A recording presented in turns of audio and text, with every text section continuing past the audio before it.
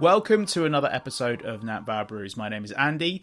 I'm a home brewer and general beer lover based here in Wales, in Cardiff.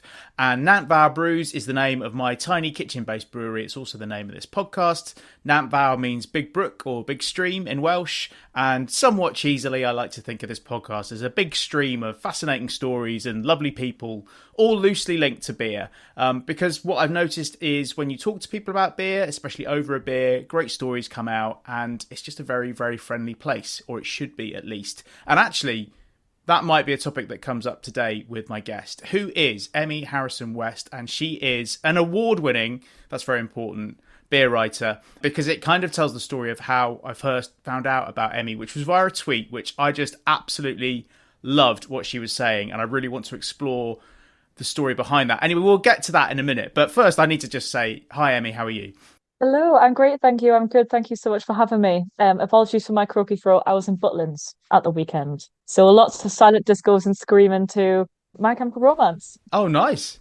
Any decent beer on offer at Butlins these days? You know what? There usually isn't. There's your classic Madry and Guinness Extra Cold, and some Carlin. But they had a Sharps Hazy Pale stand, which was really exciting. It was very new. Yeah, it was pretty good, but I tend to just stick to the vodka lime sodas when I'm at Butlins or my own craft beers. Fair enough. Now, what is your background to beer? What got you into beer, or how do you end up here as a beer writer? Like, give me a bit of a potted history. Yeah, absolutely. So I'm Emmie Harrison-West, freelance journalist, editor, and beer writer, award winning, as you said. Still feels so weird to say. My journey into beer started probably about 2 or 3 years ago when I started to notice that whenever I walked into a pub, no one looked like me, no one sounded like me, didn't have a funny Northern accent, they weren't a woman, and I started to feel quite uncomfortable. I started to try and think, how could I find my tribe? How could I find people and encourage people, women and underrepresented people in like hospitality industries, to go into pubs? So I ended up writing an article for metro.co.uk, who I later became a columnist for, and the wonderful SEBA picked it up and they invited me to the British Guild of Beer Writers Awards. And from there, the rest is history, really. I'm a board director for the Guild now. I'm on the membership committee. I write for Pellicle magazine, for Ferment magazine, for SEBA's own publication as well. And I guess it all started from that moment in the pub where I felt alienated, where I felt isolated.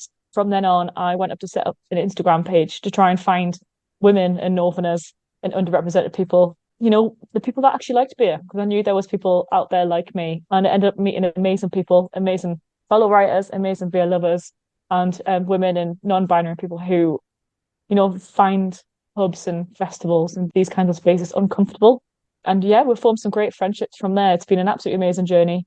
And yeah, hopefully one I can make a real life career. It still feels weird to say that I write about beer. What was the bit of writing that won the award, and what was the award? Just fill us in on that. I won 2 awards: 2023's Best Newcomer to Beer Comms, and the second award, which I believe you saw the tweet about, was the Best Diversity in Beer Comms for 2023. So in terms of best diversity piece, I wrote about being a beer lover that's deaf. So I've got hearing loss, and I wrote about how pubs and breweries aren't often equipped to kind of cater for people like me, for people with disabilities, for people with hearing problems. Breweries are cavernous spaces. They have chairs and tiles and stuff that scrapes and sounds horrible. And also for my diversity piece, I wrote about how festivals were kind of hotspots for sexism, sexual assault. Interviewed a lot of women who had unfortunately been insulted at festivals based on my experience at Great British Beer Festival the year before last, where I was assaulted and harassed by men at the festival. So it's amazing to know that the work that is about my life and is about the stuff that I've been through and other women and non-binary people like myself have been through is actually being recognised. I unfortunately wasn't at the awards. I was on a 3-month sabbatical in New Zealand, and I cried on a public ferry to the South Island when I found out. So unfortunately, I wasn't there to collect my award, but I have 2 lovely silver tankers with my name on now, which is an absolute pleasure. It just feels, I think often when you're a woman, or when you're a Black person, or when you're a person like in the LGBTQIA plus society, or when you're non-binary, you feel like you're shouting into a void all the time. I think to even exist in those underrepresented groups is a chore. So why suicide rates are so high, self-harm rates are so high. And unfortunately, we don't get believed by a lot of people in power in these industries and out of them. So to be recognised for something that I care so deeply about was an absolute dream come true. I mean, there's so much in what you've just said that I want to apologise for, congratulate you on, recognise. I mean, no one should ever feel unwelcome or in danger of being harassed at somewhere like a beer festival or a pub. That's awful, and that needs to be spoken about and sorted out. That shouting into the void, that's a really powerful phrase. To actually carry on shouting and making sure that then it's not a void is really impressive. So well done you. And also, like, I think that we should now talk about that tweet, because I thought it was really powerful, really kind of landed with me. And I won't quote it word for word, only because I haven't got it in front of me, which I should have done. Shows how badly prepared I am for the podcast. I don't know if you've got it, but for me, and this will be interesting because this is what I remember from it. What I remember from it was, you know, this award goes out to all the blokes who told me I wasn't really into beer. I didn't really like beer. I'm only here having a beer because I want to be one of the lads, or because I'm trying to get laid, or because I want to look cool. And I just thought, yeah, brilliant for you for saying that. And even though I had at that point not read any of your work, I was like, no wonder she's winning awards, because the way you put that was so powerful. And yeah, as someone who's kind of on the other end of that, not that hopefully I've ever made anyone feel like that, although I'm sure, do you know what, I'm sure I probably have, as being part of just a group of lads at the bar, without realizing I probably have made someone feel like the pub is not for them, or the beer is not for them. So yeah, I mean, it just, I don't really know, I can't really put into words what I want to say about it, other than it just landed so hard with me. So I don't know if there's any way you kind of want to respond to that and tell me a bit more about what made you say that tweet. Yeah, well, I really appreciate you admitting that. Perhaps you have been in situations that haven't felt comfortable. No one's perfect. Women aren't perfect. I've definitely said things about women that I regret later in my life. I think what women and what underrepresented people in beer want is for people to recognize that we've been existing and shouting into this void for a long time, and still will be, unless we start to call out people's behaviors, whether that's in a bar, whether that's at a beer festival, and we actually start to make meaningful change together. That tweet was kind of sent between tears. I wasn't expecting it to blow up as much as possible, but all those things that I mentioned in that tweet, that I was drinking beer to have sex, that I was using it to like flaunt my status as a woman, that I was trying to get laid, that I was too fat to drink beer, that I was too pretty to drink beer, that I should be drinking vodka, and here's the wine list, and here's the cocktail list, and oh, here's the beer that your husband ordered, when actually it was for me, and kind of asking if I'm sure if I wanted a 11% imperial coffee stout. Those are all things that I've been asked because I'm a woman, and because I look like this, and because I sound like this. I'm a northern working class woman, and people automatically have assumptions of me because of the way I look, because of the way I sound. And I think it's so important for men and everyone else to just recognize that it's an issue for us, and we accept your apology, but we need you to stand by us, I guess, as well.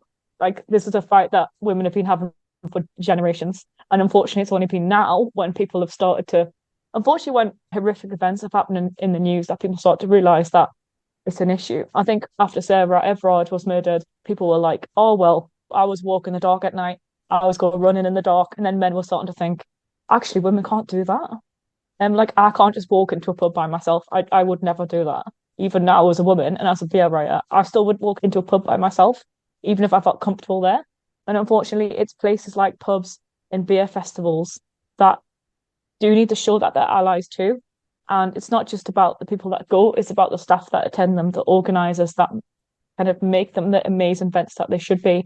The places that I've been assaulted and harassed have been at beer festivals where I should have felt my safest as a beer writer, as someone that is actually part of this industry. Like, what happens if I'm not?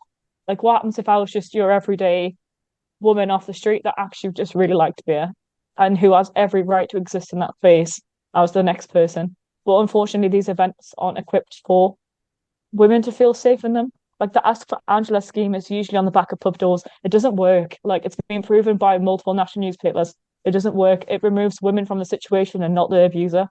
And festivals in general need to have actual solid codes of conduct that people agree with on the door. But yes, as you can tell, very passionate about this. Been shouting into the void for a long time, but I'm actually honoured to be invited on podcasts like this, who are hosted by people who genuinely really care. And I'm just really honoured that you've went and read my work and have found me an interesting person to talk to for this. No, well, thank you for coming on. And, you know, I think I need to hear all this stuff. I think everyone that listens to this podcast needs to hear it all as well. I think the point you made about not being willing or wanting or being able or feeling able to walk into a pub on your own, that's sad, that's wrong. And it made me think of this thing that if you're in the luxury privileged position as maybe 99% of males are, that you can feel like that. Like you can just, oh, I'll just go to the pub now. Like you have to recognize that that's not everyone's experience. And we need to recognize it in it's everywhere and in every parts of our lives.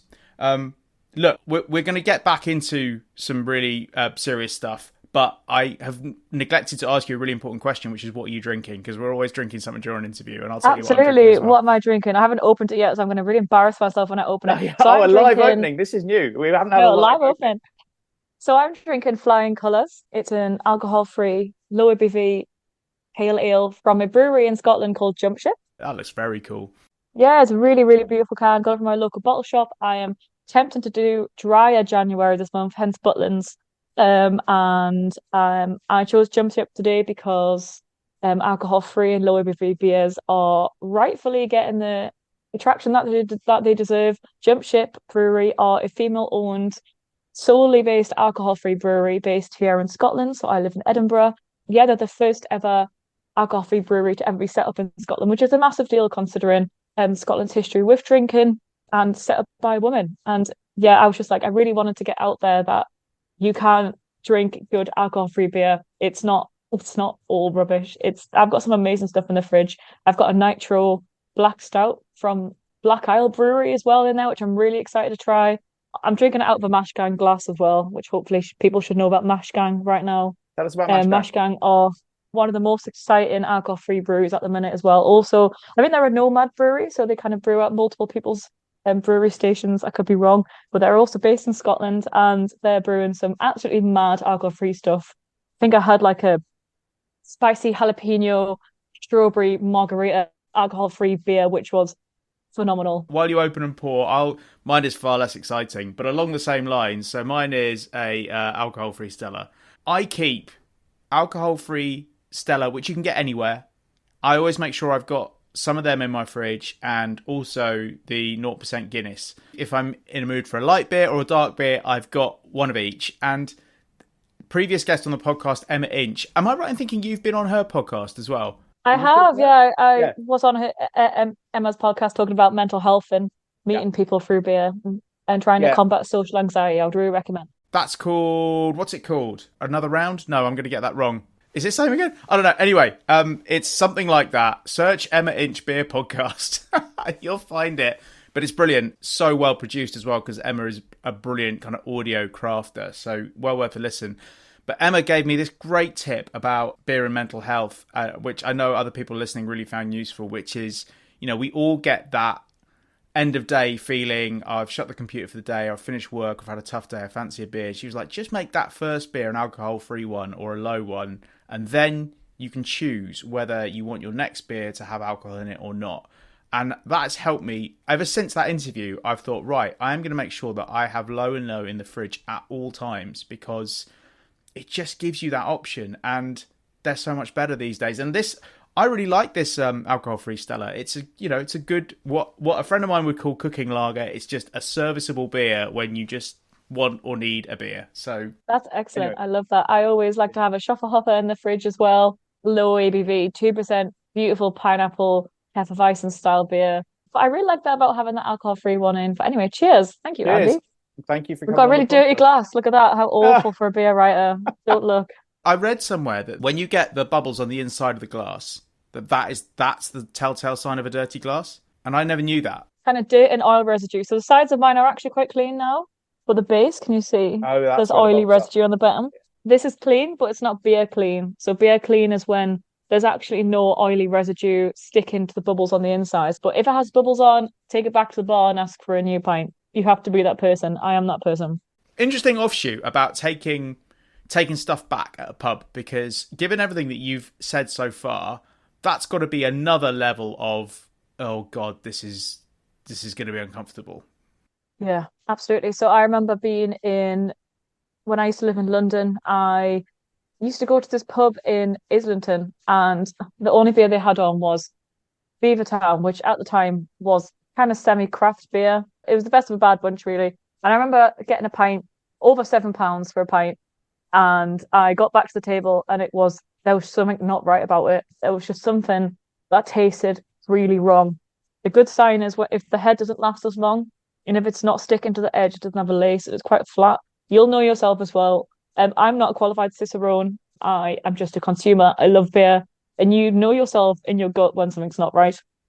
I drank a few bits, and I was like, oh, I don't want to be that annoying woman who takes a beer back, and oh, I look too girly, and I'm worried about that they'll take the mick out of me. And I was like, do you know what? I paid £7 for this pint. I'm going to take it back. I took it back to the bar, and the bartender, who she was a woman, said, "Oh, it's not right. Are you sure?" And I was like, "Yeah, it's not right." And she was like, "Oh, let me just get my manager." And got the manager, and the manager looked at me, like looked me up and down, and was like, "Are you sure? Because this has just come in today." And I was like, "Yeah, I'm 100% positive that this isn't right." But I started to second guess myself, as you do, I think, when you're a woman, and you start taking up space that you in a society don't belong into naturally. And I was starting to sweat, and I was like, maybe it's fine. And I was just like, "Oh, do you know what? I'll take it back." And he was like, "No, no, let me try it." And he drank it in front of me as if I was wrong, and then took one sip and was like, "Yeah, that's off." And I was like, I've had to jump through all these hoops just for you to believe me. And I think it just shows as well that regardless of whether it's a man serving or a woman serving, or it's so deeply rooted in society that women kind of don't take up spaces in pubs and in breweries, that it would be unusual for us to say if something was off. And I think in a lot of places, for me and my kind of female peers, I've always had to prove ourselves. I've had lots of really qualified beer writers have to be like, "Oh, well, I don't need a qualification to be a beer judge. Like, I've been a beer judge and I don't need to have a qualification." But even at these judging events, I've been separated from the men. I've been put on the women's table. I've been asked, "Are these enough for you? Like, it won't give you the over 7% beers, because they're quite strong, aren't they?" And it's like trying to constantly prove to people that, yes, I know what I'm talking about. And yes, I love beer, but just because I'm not a bloke doesn't mean that, I'm not entitled to say what I think. So I usually do take stuff back now to the pub, to the pub, because it's ultimately cost of living crisis. I want to have a good pint if I paid for it. I'm a freelance journalist, don't make a lot of money, but you want to enjoy that pub experience. You don't want to resent it, and you really deserve to have a good drink if you have invested in it and have paid for it. So I do take things back to the pub. I would always recommend people to take things back. Just don't be a dick about it. Just be like, "Look, I'm really sorry. I think something's not quite right." And then hopefully they'll be like, "Yeah, that's not right," or just replace it anyway. Right now, okay, that gets us on to craft beer. What's your view on where the industry is now? Like, I know that's a huge question, but you've got the inexorable rise of craft to the point where you've got, and Beavertown was an interesting example that you mentioned earlier. Even at the point you were drinking it then, like semi-craft. These craft breweries that have now become mainstream, being bought out, and then you've got this hopefully really energetic scene at the edges, and even talking about things like Jump Ship, where going into alcohol-free and low and no. But then you've got a lot of breweries closing. What's your take on the industry at the moment? And that's a huge question, so go anywhere you like with it. Yeah, I feel like the term craft is as loaded as the term feminism is. People, when you say the word craft, they know exactly what you're talking about and they feel alienated, or they think it's for young people. Like, for example, I'm a camera member, and every time I go to a camera committee meeting, they always refuse to drink any. "Oh, I don't drink that craft rubbish. I drink the real stuff." Well, I'm here to tell you that like it doesn't exist. It's all real stuff, whether it's draft, whether it's cask, whether it's in a can, in a nice bottle, 50 years old, 50 days old. It all exists. I think the word craft has been massively overused to the point where people are actually scared to use it. And I think what we should just be focusing is on it being real, on it being local, on it being from a community. Does it help support people? Is it a female-owned business? Is it alcohol-free? Is it investing back into society? There are pubs now and craft breweries now that are warm spaces for people, that help people who are going through mental health issues, places where you can watch Bake Off, where you can go and watch a drag show. But people are so scared to use the term craft because I think of what a lot of breweries in the past have kind of used it for. They've used it for their own advantage. And I think it is sad when craft breweries are kind of bought out by bigger names and by bigger brands. But unfortunately, like, it's the way the industry is at the minute. Smaller breweries are kind of failing because people are scared of the word craft. They're scared to go to the beer section in Morrison's and choose something that isn't Brewdog, or choose something that isn't Sharps or isn't familiar to them. Morrison's always have a really good selection as well. Yeah, Morrison's have a fantastic selection. They've always got loads of beers there, stuff that even now I'm like, oh wow, I've never really heard of that. And they'll put local stuff in as well, so you will find beers from your area wherever you go to a Morrison's. So yeah, shout out to them. And I think I've been reading a lot on Twitter because I'm just addicted to Twitter or X, whatever it's called now. People are like, well, I'm scared to buy them. I'm not the right person to be buying them. I don't have the right socioeconomic class to buy them. I'm not young and I'm not woke enough and I don't like my brewery and I just like the pub. Craft beer is just real beer. It's beer that makes you feel good about yourself. It's beer that supports a small independent brewer. And unfortunately, without us supporting them, these breweries are going to die. More breweries and pubs are closing their doors than ever before, even before COVID. And it's still kind of going at the same rate. Duty tax doesn't help either. I think we just all need to get a bit more passionate about supporting local and not being scared about it. Craft is just a word, just like feminism is just a word, and people kind of misconstrue it as something that's a lot bigger than it is. Craft beer is something that has been handcrafted and has been made with love and made by someone that deeply cares about beer. Whether that is kind of jump ships, alcohol free, or whether it is your local brewery's cask ale in a pub that you really like. So yeah, people shouldn't be scared. Give it a try. Yeah, I mean that's really interesting what you're saying about craft, and there's a bit of an irony in here in that for the home brewers out there, a lot of whom listen, I'm a home brewer myself, and it made me laugh when I got to the stage of home brewing where, because there's this kind of thing where you go, oh, you learn and then you start bottling so that you can give it to your mates, and then you think, oh, bottling's really quite hard work, so I'll start putting them in kegs, and then you go, hang on, beer could not get any more real than this. Like, I am literally making the beer, but now I'm dispensing it out of a keg, which now the camera members don't like. So hang on, what? How did I jump between being the ultimate craftsperson to now being the enemy just by using a different bit of kit? That doesn't make, and that just made it all silly for me. And the camera thing is interesting as well because, they're still resistant to beers being served off keg. And I think the GBBF last year was the first time when there was like a kind of keg bar and it was still like kind of noses were turned up. And I just think that that's another example of beer just being out of touch. Look, we have not got long left, and, we've kind of touched on some really important issues here.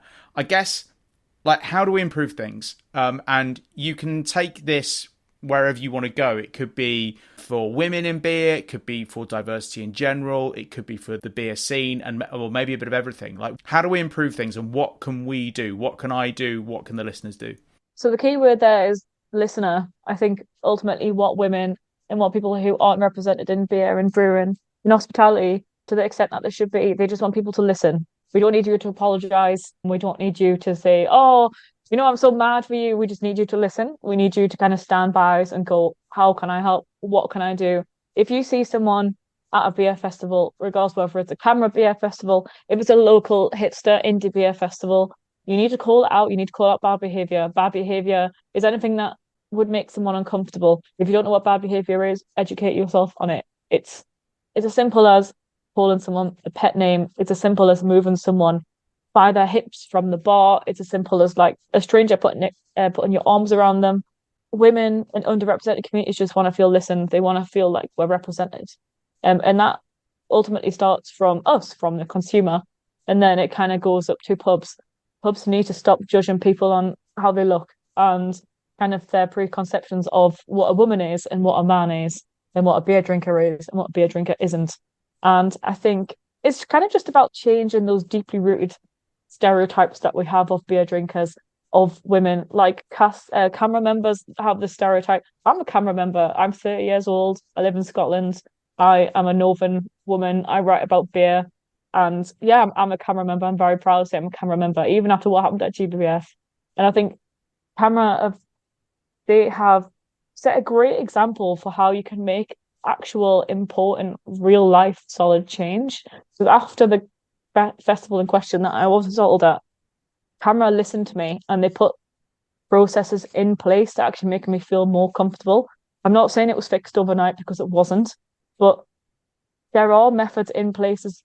Like, you just need to listen to people. There's so much that this question could encompass, but ultimately what we need is someone to listen. We need allies. We need beer festivals to start listening to and stop pretending like it's all just a bad dream. Some of the worst events I've been to have been at beer festivals. They're hotspots for sexual assault, and it starts from letting pet names go. There's studies that show that if we don't call out catcalling and leering, it leads to sexual assault. These are the basic research topics that we've known about for a long time. So yeah, what I will say is to listeners out there is look after your friends, look after strangers as well, call out bad behavior, and speak to your local pub if you see anything off. Like speak to your local camera rep if you are rep, and speak to your friends about it, even if it is your mate. Just be like, look, man, that's not cool. Like, why would you call a woman that? Why do you need to move her by her hips at the bar? It's absolutely unacceptable. And I think as soon as men start calling out their bad behavior, then women can start to feel represented and feel comfortable enough to exist in spaces that you've existed in for a long time without having to think about it. I'm really excited to see what 2024 is going to bring in terms of the festival season. And there's a lot of great concepts out there and committees out there to help women feel comfortable. Like the Coven have a wellness officer scheme. Brave Noise are always campaigning for women to feel safer in these environments too. And Camera have a code of conduct, and they have started to make people sign it before they go into festivals. Whether that'll change things, I'm yet to see, but more people are talking about it and more people are calling it out. And that is honestly really exciting for me. That's brilliant. From what you're saying, it's just made me think as well, like that whole shouting into the void thing. Take action, get creating, get brewing, suggest beers for your local pub to stock. Do take action, because like I firmly believe that beer is for everyone, absolutely everyone. And actually the beer scene only improves by new people joining it and bringing new ideas and people going, I'd never thought of that, or yeah, that's so obvious, why wouldn't we do that? And that's how any scene grows, right? Is by the edges spreading out. So we need more people of all types to just get more involved with beer. Whether that's as simple as going down your local pub and buying a beer, or asking them why they don't have more exciting beer, and then suggesting one that they could get in, and then turning up and drinking it and bringing your mates. Because guess what? If they sell a load of a beer, they're going to keep stocking it. And, you know, so it can be simple, can't it? Exactly. Like invite your female friends, make them feel comfortable, invite them to beer festivals, invite them to spaces that you've existed in for a long time, and actually just put yourself in their shoes and go, oh, would she feel comfortable coming here? How is she going to get home? Should I be looking after her beer glass? Does she need a coaster to put on top of her beer glass? Is her bag with her at all times? Is she going to get spiked? It's kind of putting yourself into the shoes of someone that you've known for a long time and just thinking, actually, the situation isn't as comfortable as it should be, and kind of asking the right questions and just seeing what people need and what they want to see change. That's ultimately how I got here. And I will always write and fight for women and fight for spaces to be equal and spaces to be comfortable. Because yeah, beer is for everyone. It's not just for your classic stereotype beer drinkers. It's for me and it's for you as well. Brilliant. Now, look, we're about to get cut off for the end of the episode. So where can people find your writing, and what would you like to tell people about so that they can discover more about you and the stuff that you care about? So I'm at Beer Woman on Instagram. The A is an X. I am at Emmie EHW on Twitter or X. My DMs are always open. If anything's come up in this episode that you don't agree with, or you need some more help kind of educating yourself on, please feel free to drop me a note. You can Google my name and find lots of features in Pellicle magazine, the Ment magazine, and the metro.co.uk, and just kind of like sit with the comments for a bit and see what women have to deal with.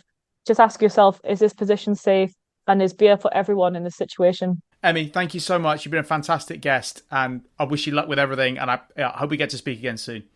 Excellent. Thank you so much, Andy, and cheers. Have a nice evening.